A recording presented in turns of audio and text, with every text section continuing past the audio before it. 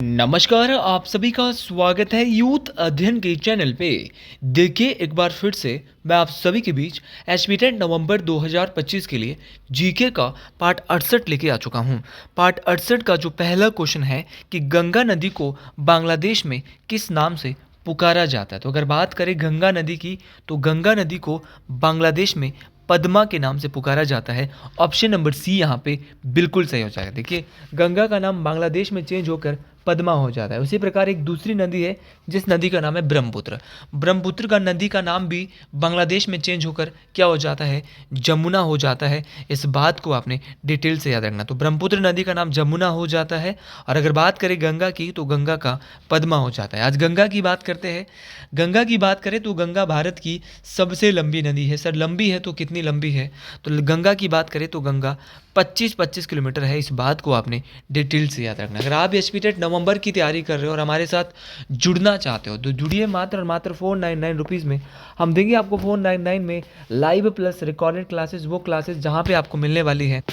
और साथ में आपको मिलने वाले हैं फ्री हैंड रिटर्न नोट्स। तो अगर आप हमसे पेड हैंड रिटर्न नोट्स या फ्री हैंड रिटर्न नोट्स लेना चाहते हैं तो 7876145409 इस नंबर पे कांटेक्ट करके हमसे हैंड रिटन नोट्स को ले सकते हैं। अच्छा, एक बार क्वेश्चन पूछा गया था कि गंगा नदी कितने देशों से गुजरती है। तो गंगा नदी 2 देशों से गुजरती है। 2 देश कौन से? एक तो हमारा प्यारा देश भारत है और दूसरा है आपका कौन सा? बांग्लादेश। तो भारत और बांग्लादेश से गुजरती है। इस बात को आपने डिटेल से याद रखना है। गंगा नदी कैसी आती है? तो 2 धाराएं आती है। एक आती है भागीरथी, एक आती है सतोबत हिमानी से, और एक आती है अलकनंदा। तो अलकनंदा और भागीरथी दोनों आकर कहाँ मिलती है? देवप्रयाग। और देवप्रयाग में ही क्या बनता है? गंगा नदी बनती है। तो अलकनंदा और भागीरथी नदी का संगम कहाँ पे होता है? देवप्रयाग में होता है। और इसी देवप्रयाग में गंगा नदी जो है वो बनती है। इस बात को आपने डिटेल से याद रखना है। बहुत दफ़ा ये क्वेश्चन पूछा गया है कि गंगा नदी की सबसे बड़ी सहायक नदी कौन सी है। तो गंगा नदी की सबसे बड़ी सहायक नदी है यमुना। यमुना जो है वो गंगा की सबसे बड़ी सहायक नदी है। गंगा की लंबाई की आपने पूछी थी कितनी थी सर? तो 25 किलोमीटर। ये क्वेश्चन तो बार बार परीक्षाओं में पूछा जा रहा था। गंगा भारत की 5 राज्यों से बहती है। कौन कौन से है? सबसे पहले उत्तराखंड से आई। उत्तराखंड से आने के बाद यूपी में गई। यूपी से आने के बाद बिहार में, बाबू बिहार में, और बिहार के जाने के बाद झारखंड में, और झारखंड के जाने के बाद आपका पश्चिम बंगाल में जाती है। तो ये आपको डिटेल से याद रखना है कि उत्तराखंड, उत्तराखंड से यूपी, यूपी से बिहार, बिहार से झारखंड, और झारखंड के बाद पश्चिम बंगाल। तो ये सारी बातें आपको डिटेल से याद रखना है। मोस्ट इम्पॉर्टेंट है। और गंगा नदी को जो राष्ट्रीय नदी जो घोषित किया गया है वो कब किया गया है? तो इसको 2008 के आसपास राष्ट्रीय नदी घोषित किया गया है। ये बात आपको डिटेल से बेहतरीन तरीके से याद रखनी है। ये सारी की सारी चीज़ें मोस्ट इम्पॉर्टेंट है। ये परीक्षाओं में पूछी जाती है। और गंगा नदी जो है वो कहाँ पे गिरती है? बाद में बंगाल की खाड़ी में गिरती है। अच्छा, गंगा और सोन का संगम कहाँ होता है? ये क्वेश्चन ना एक बार नहीं 3-4 बार टेट में आ चुका है।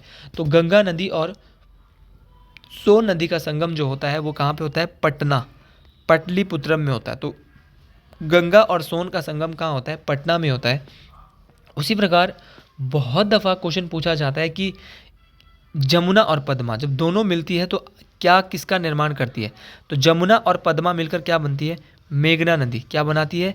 मेघना नदी का निर्माण करती है। इस बात को आपने डिटेल से याद रखना है। तो पद्मा और जमुना मिलती है तो मिलकर क्या करती है? आपकी मेघना का निर्माण करती है। और वही मेघना आगे जाकर दुनिया का सबसे बड़ा डेल्टा सुंदरवन डेल्टा बनाती है। तो दुनिया का सबसे बड़ा डेल्टा सुंदरवन डेल्टा कौन बनाता है? तो सुंदरवन डेल्टा जो बनाते हैं वो हमारा कौन बनाता है? गंगा नदी जो है वो क्या बनाती है? सुंदरवन डेल्टा बनाती है। इस बात को आपने डिटेल से, तो गंगा और जमुना जो या बोले पद्मा और जमुना मिलकर क्या बनाती है?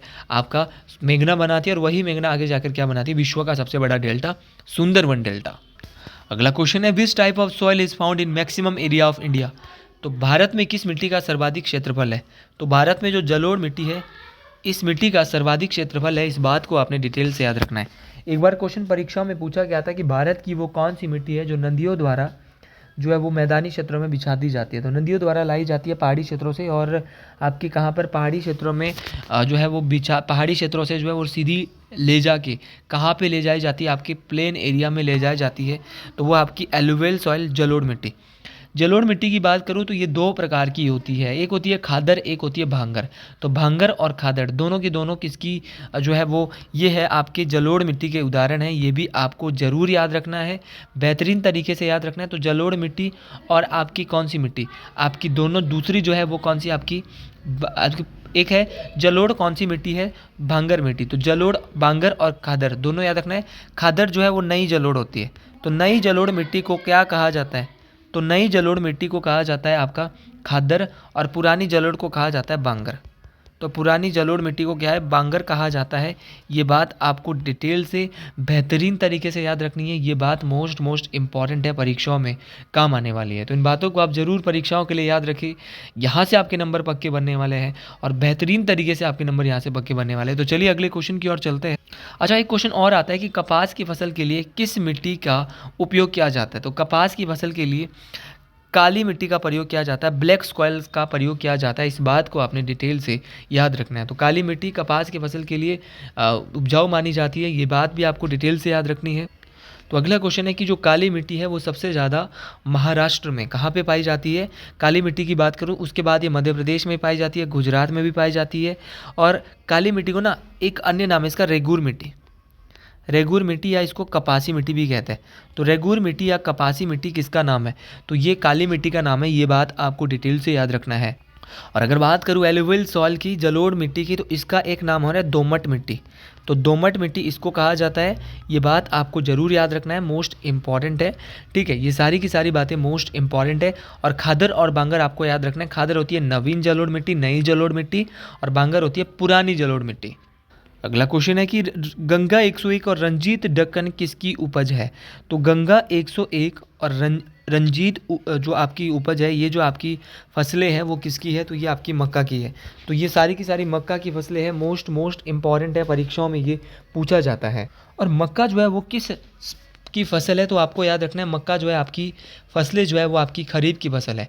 अगर बात करूँ मक्का की, ये खरीफ की फसल है। इसके अलावा आपका धान हो गया, बाजरा हो गया, सोयाबीन हो गया, मूंगफली है, कपास है, गन्ना है, जूट है, उड़द है, मूंग है। ये सारी की सारी किसकी फसलें हैं, ये सारी की सारी आपकी जो है वो जो फसलें हैं वो किसकी है, आपकी खरीफ की फसलें हैं। तो धान है, मक्का है, बाजरा है, ज्वार है, सोयाबीन है, मूंगफली है, कपास है। ये सारी की सारी किसकी फसलें हैं, आपकी किसकी फसलें हैं, आपकी खरीफ की फसल है। इस बात को आपने डिटेल से याद रखना है, मोस्ट इंपॉर्टेंट है, ये परीक्षाओं में पूछा जाता है। ये खरीफ की जो फसलें हैं वो कब बोई जाती है, कभी क्वेश्चन ये भी आता है। तो खरीफ की फसलें की अगर बात करूँ कि इनको कब बोया जाता है, तो खरीफ की जो फसलें हैं इनको जो है वो जून से जुलाई महीनों में बोया जाता है। इस बात को आपने डिटेल से याद रखना है।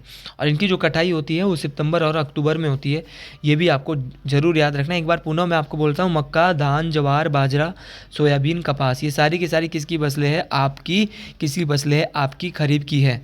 और अगर बात करें रबी की फसलों की, तो रबी की फसलें अक्टूबर और दिसंबर में बोई जाती है, मतलब कि सर्दियों के समय में, और अप्रैल और जून में उनकी कटाई होती है। रबी की फसलों में आपका गेहूं आता है, आपका जौ आता है, आपका आपका सरसों आता है, आपका अलसी आता है। ये सारे आपको याद रखना है, गेहूं, जौ, मटर, आपका ये सारा अलसी, जई, ये सारे का सारा कैसी किसकी फसलें है, ये आपकी सारी की सारी रबी की फसलें हैं। रबी की फसलें सर्दियों में बोई जाती है और गर्मियाँ जब शुरू होती है तब काट दी जाती है। ये बात आपको ज़रूर याद रखनी है। अच्छा, अगले क्वेश्चन की ओर बढ़ते हैं दोस्तों। सारे क्वेश्चन बहुत ज़्यादा इंपॉर्टेंट है, इसलिए आप एक एक क्वेश्चन को अच्छे से याद रखिएगा। अगला क्वेश्चन है कि पूर्णा किसकी सहायक नदी है। देखिए, पूर्णा की बात करें तो ये गोदावरी की भी सहायक है और ताप्ती की भी यहाँ पे सहायक है। दोनों की सहायक है आपकी कौन सी नदी, पूर्णा नदी। तो पूर्णा नदी दोनों की सहायक है, ये बात आपको डिटेल से याद रखनी है। तो ऑप्शन यहाँ पे गोदावरी नहीं था, तो हम ताप्ती के साथ जाने वाला है। अच्छा, दक्षिण भारत की सबसे लंबी नदी कौन सी है। तो दक्षिण भारत की जो सबसे लंबी नदी है उसकी आज बात कर लेते हैं। दक्षिण भारत की सबसे लंबी नदी गोदावरी है और ये भारत की दूसरी सबसे लंबी नदी है। ये 1465 किलोमीटर लंबी है। इस बात को आपने डिटेल से याद रखना है। इसको दक्षिण भारत की सबसे लंबी नदी है और साथ में ये भारत की दूसरी सबसे लंबी है। इसको बूढ़ी गंगा के नाम से या बृद्ध गंगा के नाम से भी जाना जाता है। और एक फेमस शहर है नासिक। सीधा क्वेश्चन बहुत बार टेट में आया है कि नासिक शहर किसके किनारे स्थित है। तो नासिक शहर आपका गोदावरी नदी के किनारे स्थित है। इस बात को आपने डिटेल से याद रखना है। गोदावरी जो नदी है उसका उद्गम जो होता है वो त्र्यंबकेश्वर की पहाड़ी से। कहाँ से होता है? त्र्यंबकेश्वर की पहाड़ी से गोदावरी नदी का उद्गम होता है। त्र्यंबकेश्वर की पहाड़ी नासिक महाराष्ट्र में है। और याद रखना है गोदावरी की सहायक नदी बहुत सारी है। पूर्णा हो गया, पेनगंगा हो गया, वर्धा है, वेनगंगा है, प्राणहिता है, इंद्रावती है, सबरी है और मंजीरा है। तो ये सारी की सारी गोदावरी की सहायक नदी। एक बार दोबारा मैं पुनः बोल देता हूँ, गोदावरी की सहायक नदी है आपकी पूर्णा, पेनगंगा, वर्धा, वेनगंगा, प्राणहिता, इंद्रावती और सबरी। तो ये सारी की सारी नदियाँ किसकी सहायक नदी है? गोदावरी नदी की सहायक नदी है। इस बात को आपने डिटेल से याद रखना है। तो ये सारे के सारे क्वेश्चन आपको ज़रूर याद रखने हैं, परीक्षाओं में पूछे जाते हैं, मोस्ट इम्पॉर्टेंट है। अच्छा, उसी प्रकार एक क्वेश्चन परीक्षा में पूछा जाता है कि जो कृष्णा नदी है वो कहाँ से निकलती है।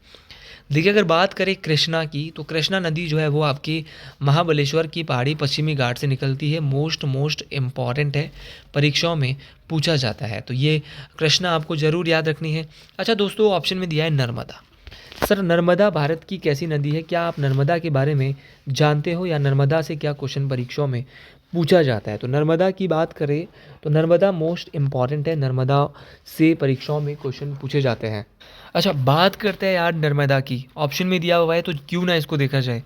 नर्मदा नदी जो है वो अमरकंटक की पहाड़ी से निकलती है, ये बात आपको पता होना चाहिए। और ये 13-16 किलोमीटर इसकी लंबाई है। और अगर बात करें इसकी जो नर्मदा नदी की है वो किस दिशा की ओर बहती है, तो ये अगर बात करें ये अरब सागर की ओर जाती है। नर्मदा नदी अरब सागर की ओर गिरने वाली नदी के लिए ट्रिक है आपको समानता। समानता समानता का मतलब है आपका साबरमती, माही, नर्मदा और ताप्ती। ये सारी की सारी नदियाँ चाहे नर्मदा है चाहे ताप्ती है, और नर्मदा और ताप्ती दोनों की दोनों ब्रंच घाटी से बहती है, रिफ्ट वैली से बहती है। ये क्वेश्चन पूछा गया है कि नर्मदा और ताप्ती कहाँ से बहती है, तो ये दोनों की दोनों नदियाँ आपके रिफ्ट वैली से बहती है। ताप्ती की बात करें, पूर्णा तो इसकी सहायक है ही है, लेकिन ताप्ती के बारे में आपको एक बात याद होनी चाहिए कि कहाँ से निकलती है। तो ताप्ती नदी नर्मदा के बैतूल ज़िले से निकलती है। नहीं, सॉरी, ये जो है हाँ, ये बैतूल ज़िले से निकलती है। इस बात को आपने याद रखना है। और अगर बात करें आपके ताप्ती की, तो ये नदी जो है एस्चुअरी का निर्माण करती है। एस्चुअरी ये चाहे आपकी नर्मदा है चाहे आपकी ताप्ती है, दोनों की दोनों ज्वारद नदी मुख का निर्माण करती है। मतलब कि डेल्टा नहीं बनाते, सीधा जो है वो डेल्टा होता है कि पानी आ रहा है और मिट्टी इकट्ठा कर देती है जब समुद्र के किनारे। ये क्या करती है, सीधी आती है और सीधी यहाँ पे जो समुद्र पे आगे गिर जाती है। तो ये सारी बातें आपको डिटेल से याद रखना है। एक क्वेश्चन और पूछा जाता है कि जो सूरत शहर है वो किस नदी के किनारे स्थित है। तो सूरत शहर की अगर बात करते हैं तो ये आपका ताप्ती नदी के किनारे स्थित है। ये भी मोस्ट इम्पॉर्टेंट है। परीक्षाओं में देखिए यार, जितने ज़्यादा क्वेश्चन को याद करोगे उतना ज़्यादा आपसे परीक्षा में पूछा जाएगा। मध्य प्रदेश की जीवन धारा किस नदी को कहा जाता है? तो मध्य प्रदेश की जीवन धारा जो है वो नर्मदा नदी को कहा जाता है। ये बात आपको क्लियर याद होनी चाहिए, मोस्ट इम्पॉर्टेंट तरीके से क्लियर होने चाहिए। और मध्य प्रदेश का जो जबलपुर शहर है वो किस नदी के किनारे स्थित है? तो मध्य प्रदेश का जबलपुर शहर आपका नर्मदा नदी के किनारे स्थित है। ये भी आपको डिटेल से याद रखना है, मोस्ट इंपॉर्टेंट तरीके से याद रखना है। अच्छा, अगला क्वेश्चन है, the king of Krishna Deva Raya the Vijayanagara empire was contemporary of. देखिए, विजयनगर शासक कृष्ण देव राय किस राजा का समकालीन था? तो ये जो समकालीन था वो बाबर का समकालीन था। ये बात आपको डिटेल से याद रखना है।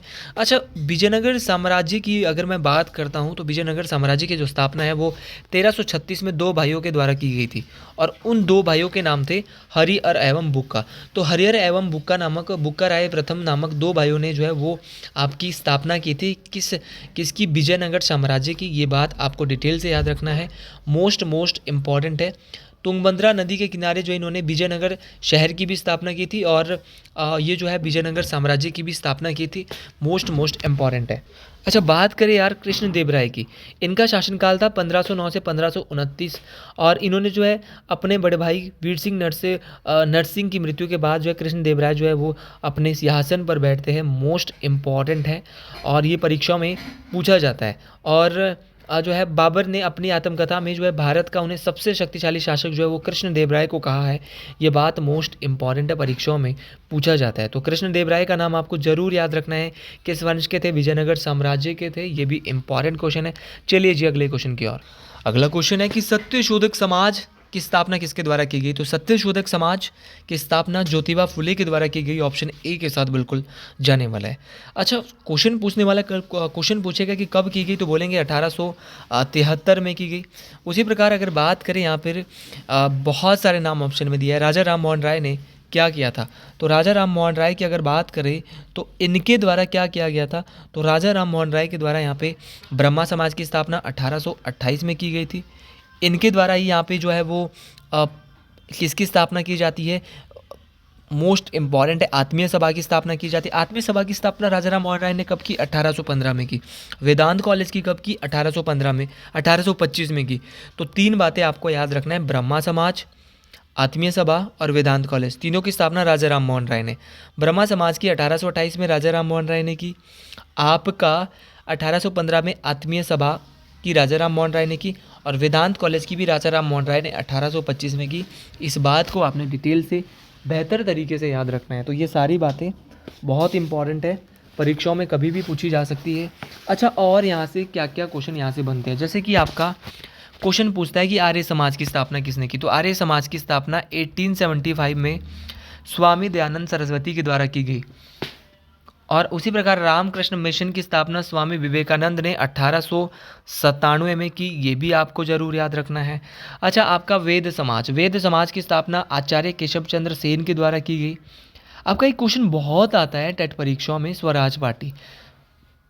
स्वराज पार्टी की स्थापना 1923 में मोतीलाल नेहरू और चित्तरंजन दास के द्वारा की गई थी। ये बात भी आपको डिटेल से याद रखनी है। और उसी प्रकार आपको याद रखना है कि होम रूल लीग की स्थापना भारत में 1916 में बाल गंगाधर तिलक और एनी बेसेंट दोनों के द्वारा की गई थी। ये बात भी मोस्ट इंपॉर्टेंट है। चलिए जी अगले क्वेश्चन की ओर बढ़ते हैं। तो अगला क्वेश्चन बहुत इंपॉर्टेंट क्वेश्चन है कि सुदीरमन कप किस खेल से संबंधित है। तो अगर बात करें सुदीरमन कप की, तो सुदीरमन कप आपका बैडमिंटन गेम से संबंधित है। इस बात को आपने डिटेल से याद रखना है। देखिए, ये सुदीरमन कप जो है वो हर साल में 2 बार करवाया जाता है। सर, बैडमिंटन में और कौन कौन से कप है, तो ओलंपियन चैलेंजर कप, ये बैडमिंटन का कप है। कोनिका कप बैडमिंटन का कप है। नारंग कप बैडमिंटन का कप है। आपका सोफिया कप बैडमिंटन का कप है। उबेर कप बैडमिंटन का कप है। तो बैडमिंटन के आपको सारे कप याद रखने हैं, मोस्ट इंपॉर्टेंट है।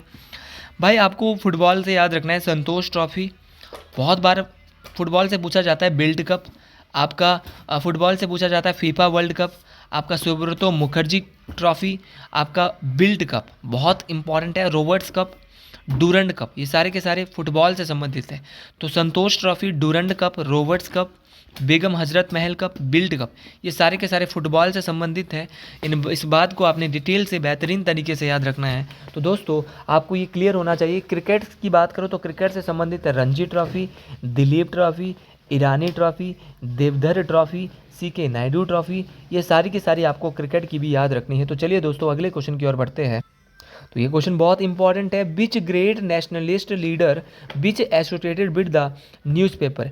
तो लीडर समाचार पत्र का संबंध किस महान स्वतंत्रता सेनानी से है। तो लीडर स्वतंत्रता जो है मदन मोहन मालवीय से है। मोस्ट इंपॉर्टेंट है। मदन मोहन मालवीय के बारे में आप ये बात जरूर याद रखें कि इन्होंने लिखा लीडर समाचार पत्र। तो इनके द्वारा एक तो द लीडर समाचार पत्र जो कि अंग्रेजी भाषा का है, एक इनके द्वारा निकाला गया अभ्युदय जो कि हिंदी भाषा का है। तो अभ्युदय और अभ्युदय के अलावा आपको याद रखना है द लीडर। ये दोनों के दोनों, जो तो अभ्युदय निकाला 1907 में और द लीडर निकाला 1919 में। तो ये दोनों के दोनों किसके, मदन मोहन मालवीय के हैं। और अगर बात करें हिंदू महासभा की, तो हिंदू महासभा की स्थापना जो है की गई थी वो मदन मोहन मालवीय द्वारा की गई थी। इस बात को आपने डिटेल से याद रखना है। तो हिंदू महासभा की जो स्थापना है वो 1915 में ये स्थापित होता है। किसने किया था, मदन मोहन मालवीय ने हिंदू महासभा की स्थापना 1915 में की थी। मोस्ट इंपॉर्टेंट है। और अगर आपको भी मेरी वीडियो अच्छी लगती हो तो कमेंट बॉक्स में ना यार जरूर लिख दीजिए हर हर महादेव, जय श्री गुरु महाराज, हर हर महादेव।